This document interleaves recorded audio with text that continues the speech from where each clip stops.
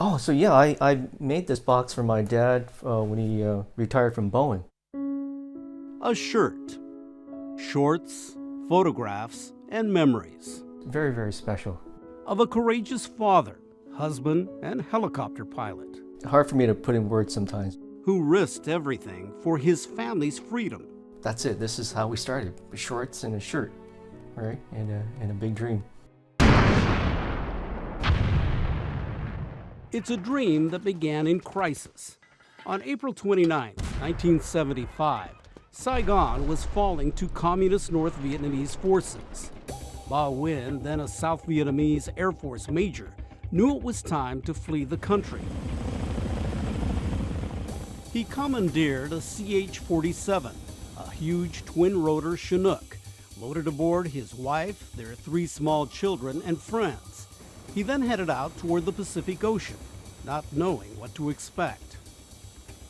My dad was afraid for not having enough fuel. He was just flying blind. And then he saw a ship out there.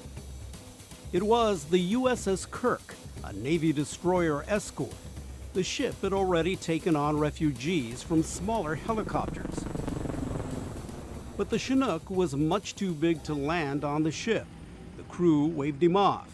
But determined to save his family, Ba Nguyen maneuvered the helicopter over the stern so they could jump to the ship. His oldest son, 6-year-old Mickey, jumped first. I jumped out, my brother jumped out. My mom was holding my sister I thought, oh, please, God help me. with her right hand, holding on with her left to brace herself. Just dropped my baby sister. That I never forget. Lucky whole family, and the sailor, really good catch. The drama was not over. After his family and other passengers made it onto the ship, Ba Nguyen had to get himself out of the Chinook. He flew away from the ship, kept the aircraft hovering just above the water. He then somehow got out of his flight suit and jumped into the ocean as the helicopter crashed. And he pops up, and he's alive. Incredibly, Ba survived without any injuries. A rescue boat picked him up and reunited him with his family. All he had left was his shirt, shorts, and hope for a chance at a new life without war. We have peace in United States of America. Nearly 3 months after their dramatic escape, they arrived in Bellevue, Washington, where they were sponsored by the Cross of Christ Church, whose congregation wanted to help Vietnamese refugees. We were ready to roll when we got that call saying, would you accept a refugee family of 6? And I said, sure. Dick and Darlene Hanner were a part of the church organizing committee. Dick met the Nguyen family at the airport the day they arrived. And all they had was just a couple boxes with twine wound around it. To come to this country like that, what a scary thing to do, Very, very scared, not knowing the language, not knowing the culture, 3 young kids. There's a lot of stress. The Nguyen's spent their first 3 weeks living with the Gorman Calling family. They would develop a deep friendship that is still strong today. They just greatly enhanced our life and how we would be able to interact with different cultures and different people. As church members helped the Nguyens adjust to their new surroundings, it was clear that Ba was willing to work hard to establish his family in this new country.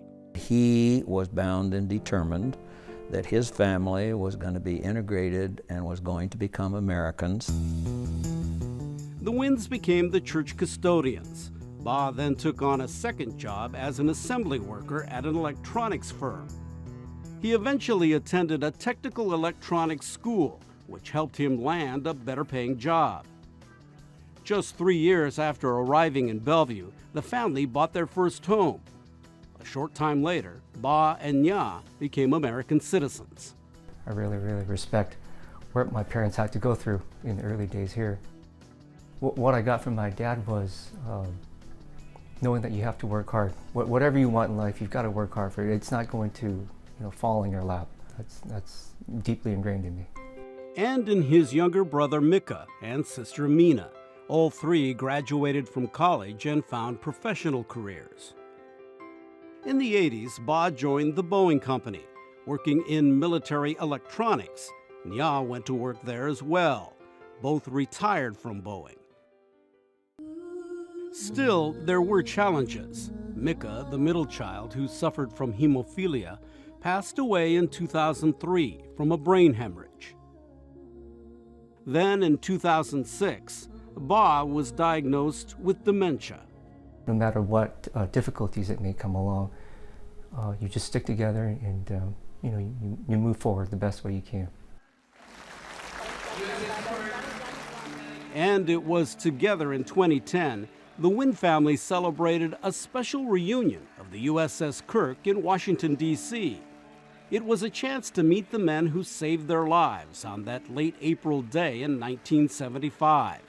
From Captain Paul Jacobs to crewman Kent Chapman, who caught the family members, including then one-year-old Mina, when her mother dropped her from the Chinook helicopter.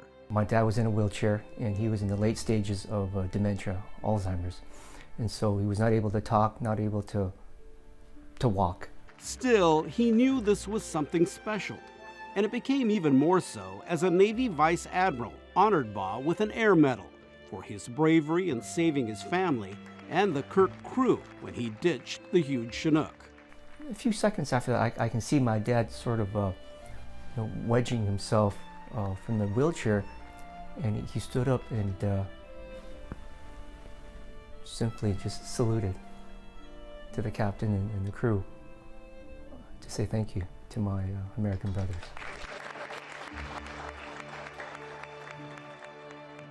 But that moment right there, I knew that meant everything to my dad.